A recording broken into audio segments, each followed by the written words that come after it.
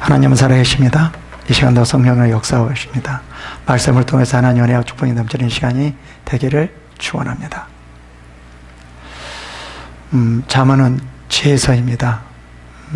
지혜라는 말이 안 나와도 그 안에 다 지혜가 포함되어 있는 것입니다. 진정한 하나님의 지혜는 뭘까요? 진정한 하나님의 지혜. 진정한 하나님의 지혜는 하나님을 깊이 아는 것입니다. 그리고 그 아는 것으로만 끝나는 것이 아니라 그 아는 것을 가지고 정말 그 상황과 환경 속에서 어떤 환경 속에서라도 하나님의 말씀에 순종하고 나가는 것, 이것이 정말 진정한 지혜입니다. 하나님께서 우리들에게 지혜를 받으라, 지혜가 있어야 된다, 지혜를 얻으라 이렇게 강조하는 이유는 뭘까요?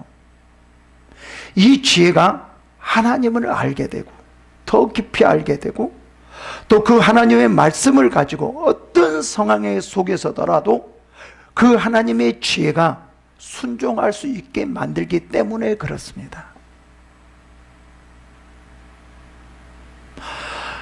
지혜는 어디에다가 포커스를 맞춰야 되냐면 하나님을 아는 것과 그 하나님의 말씀에 순종한 것에 초점을 맞춰야 됩니다.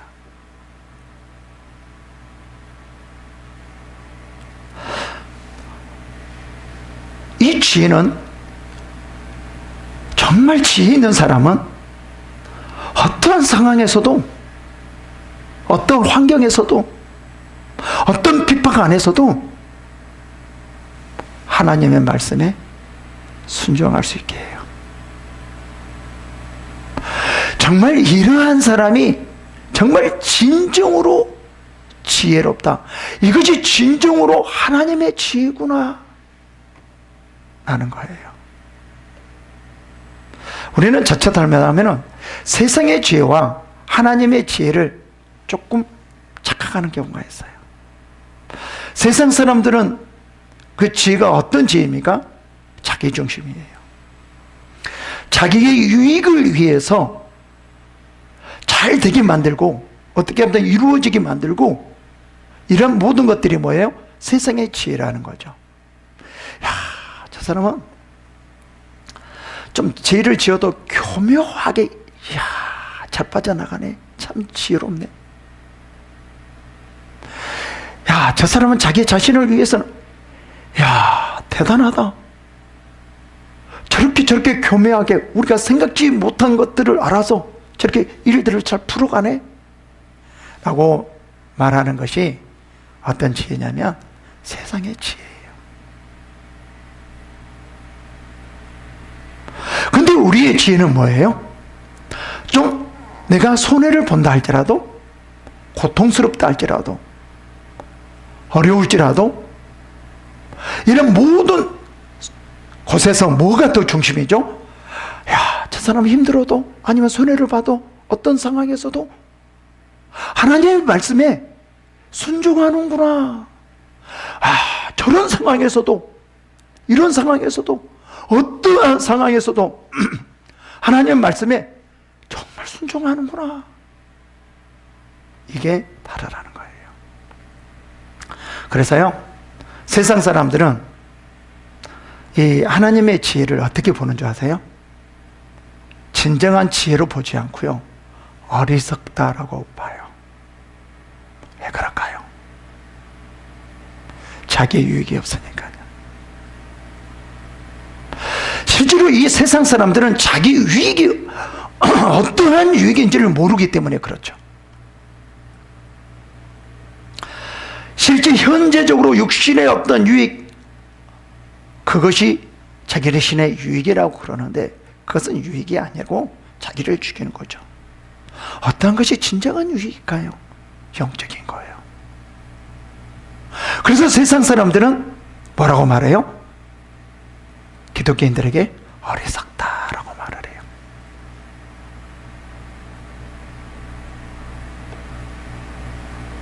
로마서 1장 22절에 이렇게 말합니다. 스스로 지혜롭다, 지혜 있다 하나 어리석게 되어 썩어지지 아니하는 하나님의 영광을 썩어질 사람과 새와 짐승과 기어다니는 동물 모양의 우상으로 바꾸었느니라 그래요. 여기서는 뭐냐면 스스로 지혜 있다 하나라고 말하래요. 뭐라고 말합니까? 어리석게 되어 그러죠. 그럼 어리석은 사람이 뭐라고 말을 합니까? 진정한 어리석은 사람이 썩어지지 아니하는 하나님의 영광을 썩어질 새와 짐승과 기어다니는 동물 모양의 우상으로 바꿨느니라라는 거예요. 이게 하나님께서 말씀하시는 어리석은 사람이라는 거죠. 무엇으로 바꿨다고요? 우상이에요. 우상은 뭡니까? 내 중심이에요.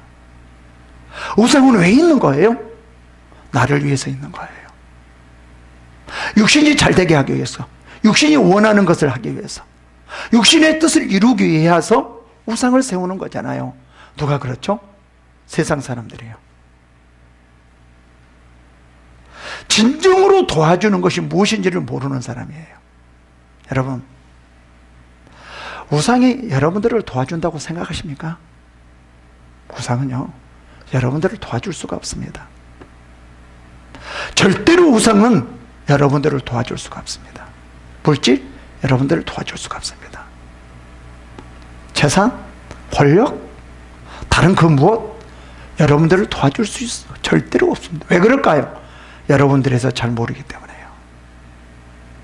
오직 하나님만이 여러분을 도와줄 수 있어요. 근데 어리석은 사람은 뭐냐면 무엇이 나를 도와주는 것을 몰라요. 나를 도와주는 것을 뭘로 바꿔버려요? 나를 죽이는 것으로 바꿔버리는 거예요. 이렇게 어리석은 사람이 있을까요? 정말 지혜로운 사람은요, 무엇이 나를 살리는가? 무엇이 나를 일으키는가? 그것을 아는 사람이에요. 그래서 세상 사람들은 그리스도인들을 보면 참 어리석다, 어리석다, 이렇게 보는 거죠. 고린도전서 2장 10절, 14절을 볼까요? 육에 속한 사람은 하나님의 성령의 일들을 받지 아니하나니 이는 그것들이 그들에게 뭐요? 어리석게 보임이요 그래요. 또 그는 그것들을 알 수도 없나니 이러한 일은 영적으로 분별되기 때문이라. 이 육신에 속한 사람은 하나님의 일을 받을 수가 없어요. 성령의 일들을 받지 않아야 하니. 왜 그럴까요? 어리석기 때문에. 무엇이 우리를 인도하고 무엇이 우리를 살리는가, 그 자체를 모른다라는 거죠. 이런 사람이 어리석은 사람이에요. 육적으로 보면 어떤 일을 잘 해나가고 이루어지고 되어지고 이런 것들이 잘할 때 지혜롭다 생각하지만 하나님께서는 그렇지 않는다고 말합니다. 첫째 뭐예요? 하나님을 깊이 아는 거예요. 깊이 알고 그 지혜는 어떻게 한다라는 거예요. 그 말씀을 어떠한 상황 속에서라도, 내가 손해를 본다 할지라도, 내가 어려움을 당한다 할지라도 그 말씀에 순종하게 만든다라는 거죠. 왜 그럴까요? 그 안에 생명이 있기 때문에 그렇죠. 그 안에 생명의 삶이 있기 때문에 그렇죠. 이것을 알게 하는 것이 뭐예요? 지혜라는 거예요. 어떤 지혜요? 하나님의 지혜. 그래서 우리는 물질적으로 힘이 든다 할지라도, 어려움이 있다 할지라도, 고통을 당한다 할지라도, 육적으로 힘이 든다 할지라도 우리는 뭐예요? 우선이 뭐예요? 하나님이죠. 그 하나님의 나라를 선포하는 거죠. 그래서 뭐라고 말을 하죠? 너희는 마태복음에서 마태복음 5장 11절에서 나로 말미암아 너희를 욕하고 박해하고 거짓으로 너희를 거스려 모든 악한 말을 할 때에는 너희에게 복이 있나니 뭐라고 말해요?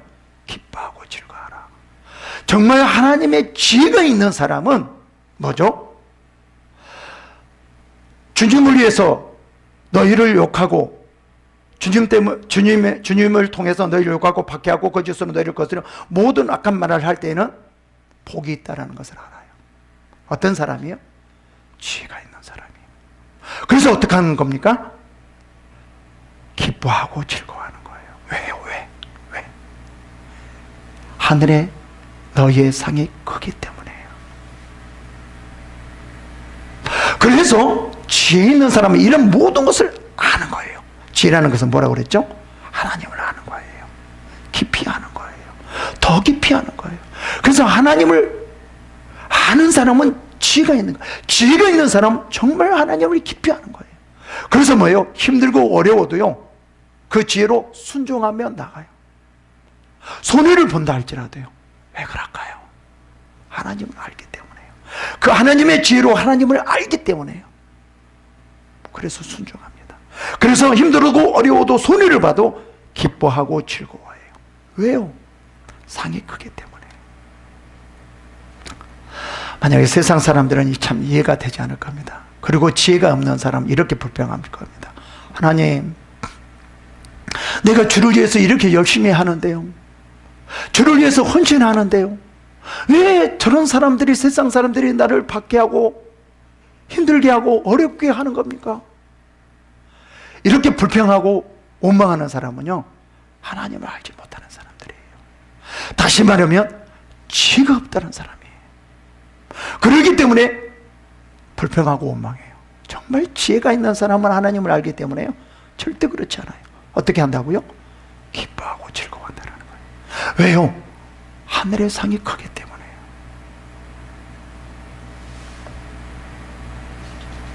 그래서 예수 믿는 사람들이 대부분 이렇게 말하거든요. 대부분 이렇게 말을 하시는 분들이 되게 많이 있는데, 예수를 믿더니 저렇게 잘 되더라, 뭔가 안 되던 것이 되더라. 그럴 수도 있습니다. 제가 부정하는 것은 아닙니다. 하나님께서 그렇게 얼마든지 해주기 때문에요. 근데 또 그것만이 아니거든요. 어떻게 돼요? 예수를 믿으니까 더 힘들어지고 어려워지고 고통스러워지고 그런 경우도 너무 많이 있거든요. 정말 하나님 앞에 신실하게 주님 앞에 나가려고 하는 그런 사람들이 오히려 또 고통스러울 때가 더 많이 있거든요.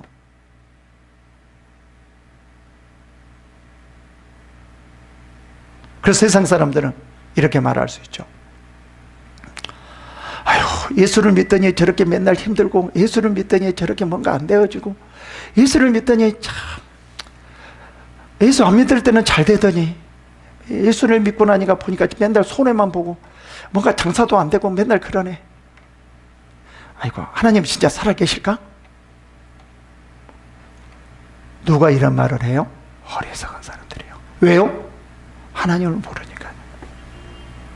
그래서 또 이런 예수를 믿는 사람들 중에 이런 분도 있잖아요.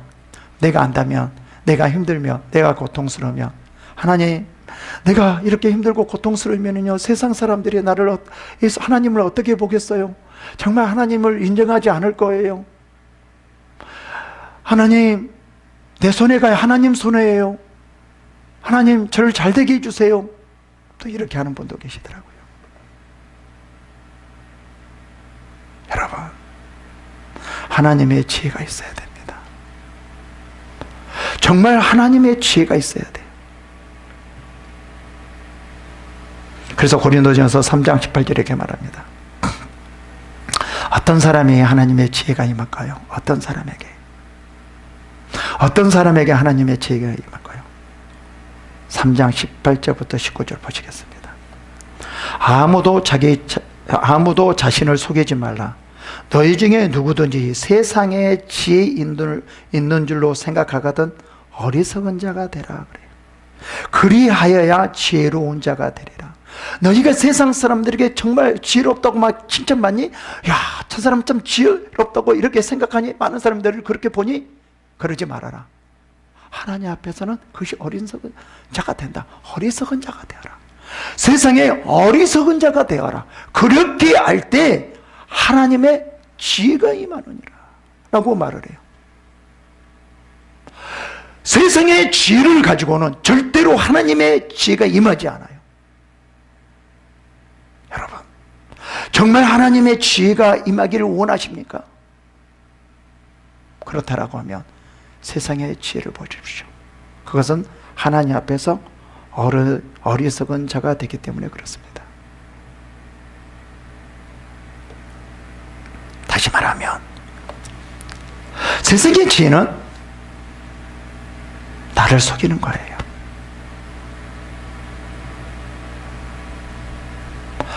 세상의 지혜는 나를 속이는 거예요.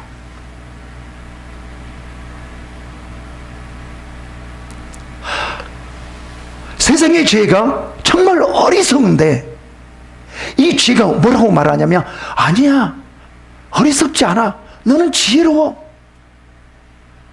이 세상의 지혜는 뭐예요? 죽음의 길로 가는데 이 세상의 지혜가 죽음의 길로 인도하는데 아니야, 내가 너를 잘되게 할 거야. 이 세상의 지혜는요, 우리를 속이는 겁니다. 다시 말하면 우리를 죽이려고 하는 거예요.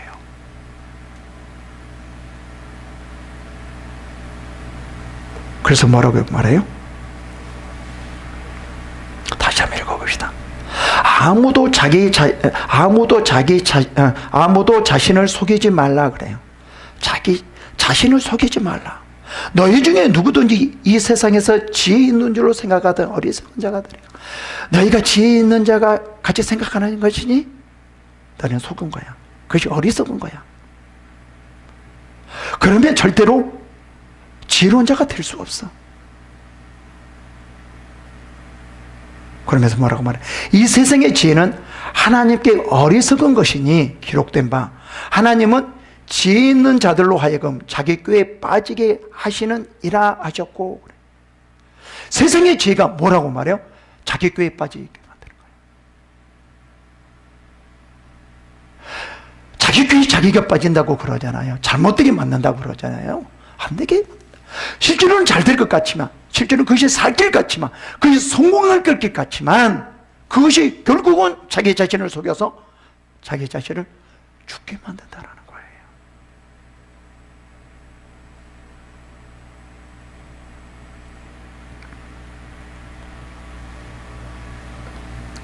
여러분, 세상의 지혜는 절대로 하나님의 말씀에 순종할 수 없게 만듭니다. 하나님께 나갈 수 없도록 만듭니다. 왜요? 내 중심이기 때문에요. 하나님의 지혜는 하나님께 깊이 나가게 하는 그러한 역할을 해요.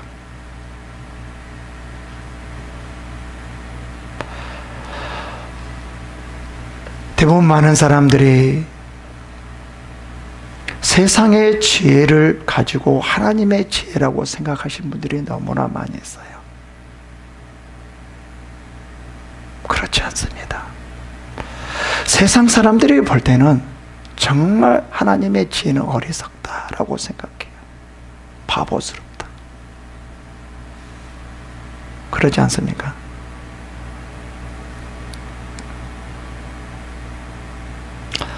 참 이런 결정을 할 때가 있어요. 주일날도 나가서 일하면 월급을 배나 주는다. 그래서 주일날 거기 나가야 될 것인가, 예배를 드려야 될 것인가, 참 망설이죠. 그래서 많은 분들이 또 이렇게도 합리화를 시키죠. 주일날 안 드리고 수요일날 예배도 예배잖아, 예배 드리자 라고 말을 합니다. 여러분, 주일날, 수요일날 이런 예배는 모든 교회 안에서의 약속입니다. 드리고 안 드리고 그 차원이 아니라 모든 교회가 하나님 앞에서 약속한 것입니다. 주일날 하나님 앞에 예배를 드리는 것, 수요일날 예배를 드리는 것, 이거는 하나님 앞에 약속입니다. 반드시 드려야 됩니다. 주일날 이 예배, 공식적인 예배를 드리지 않는다는 것은 하나님 앞에 약속을 어기는 것입니다.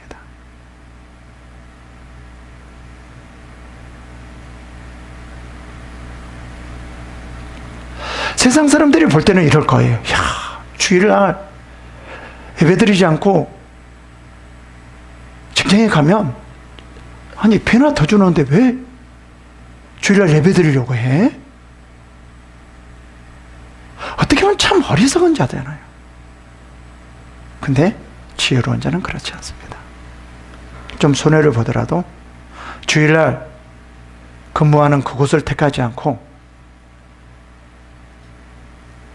주일날 근무하지 않는 그곳을 택합니다. 여러분들은 어떠세요?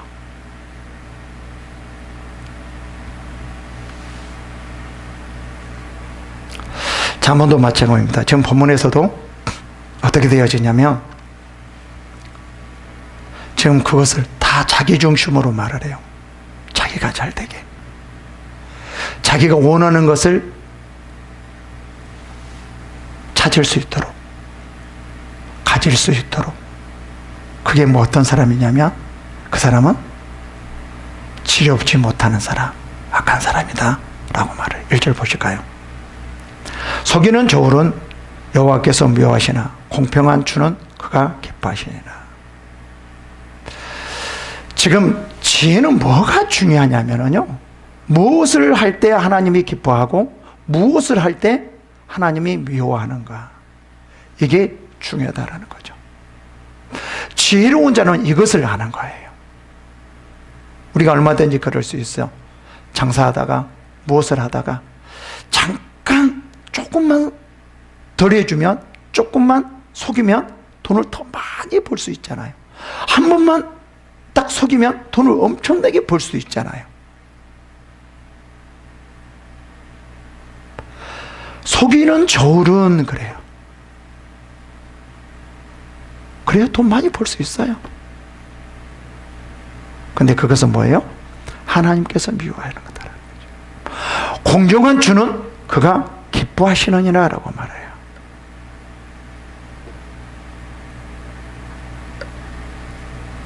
많은 이것은 사업을 할 때 많이 이러한 일들이 있습니다. 여러분,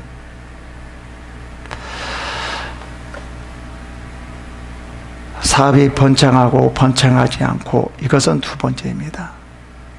하나님이 미워하는 건가, 하나님이 기뻐하는 건가, 이게 훨씬 더 중요하고 핵심적인 거예요.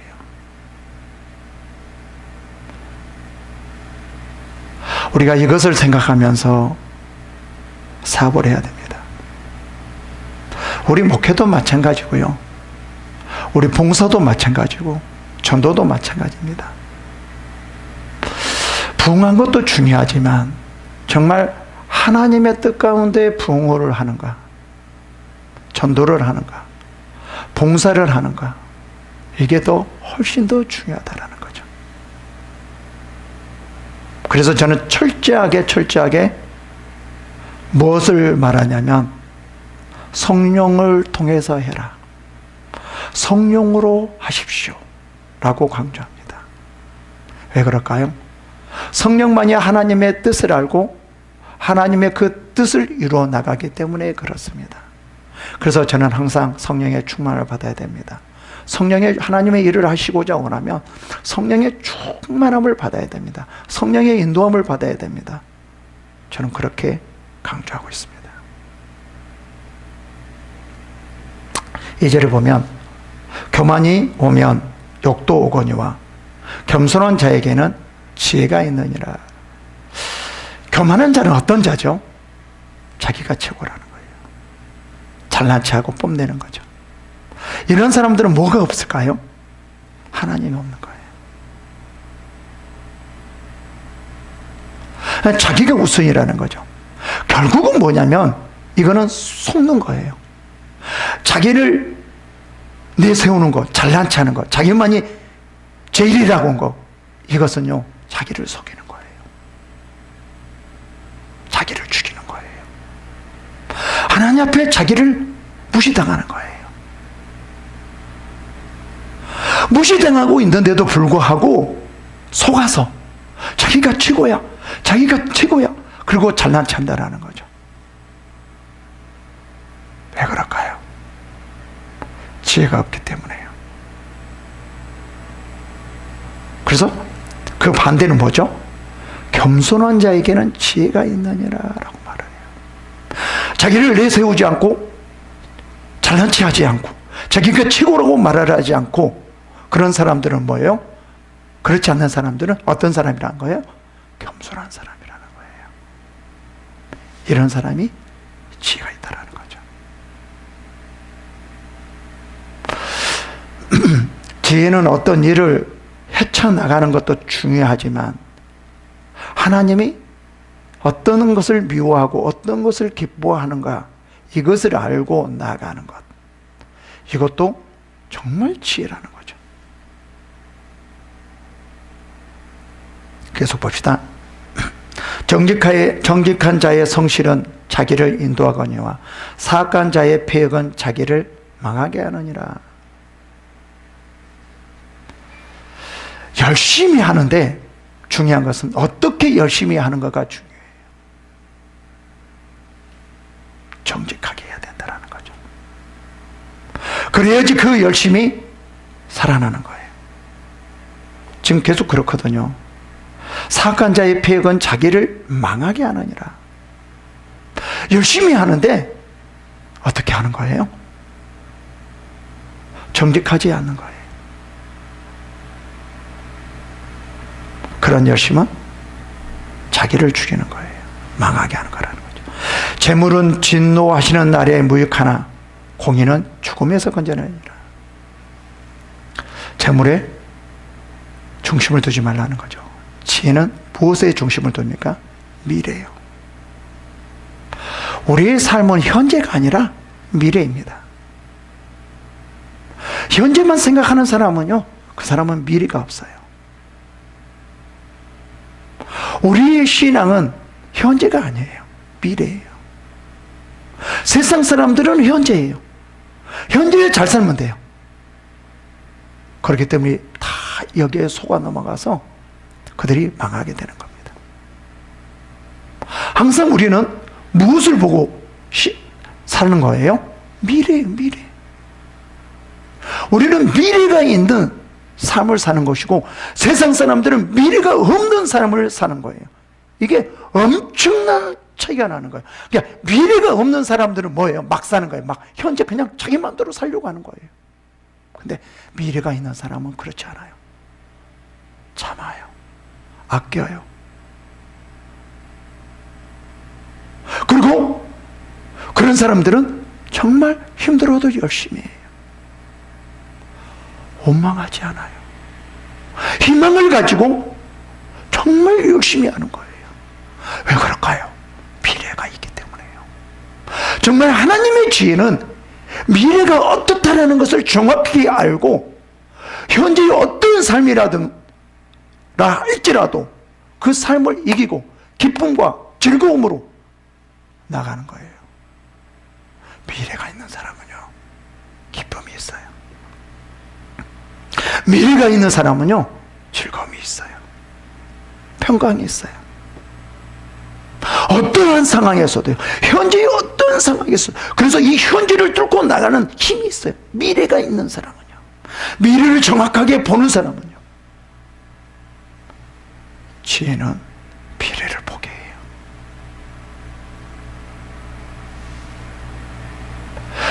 여러분, 정말 하나님의 지혜가 중요합니다. 하나님의 지혜가 우리의 신앙에 있어서 엄청난 역할을 하는 거예요. 세상 사람들도 마찬가지죠. 아무리 좋은 곳이 있다 할지라도 지혜가 없으면 다 망하거든요. 오히려 그것이 자기를 죽이게 되거든요. 다른 그 무엇보다도 뭐가 중요하냐면 지혜라는 거예요. 하나님의 지혜도 마찬가지예요. 은사와 말씀과 능력, 그 많은 것을 가지고 있다 할지라도 그것을 가장 적절하게 사용하게 할 수 있는 것이 뭐냐? 하나님의 지혜라는 겁니다. 여러분, 우리가 정말 하나님의 지혜를 놓고 기도해야 됩니다. 다른 그 무엇보다도, 어떤 재물보다도, 어떤 그 권력보다도, 다른 그 무엇보다도 하나님의 재물을 놓고, 아니 지혜를 놓고 우리는 기도해요. 이 지혜로 이 세상을 지배할 수 있습니다. 이러한 지혜가 임하기를 축원합니다. 기도하겠습니다.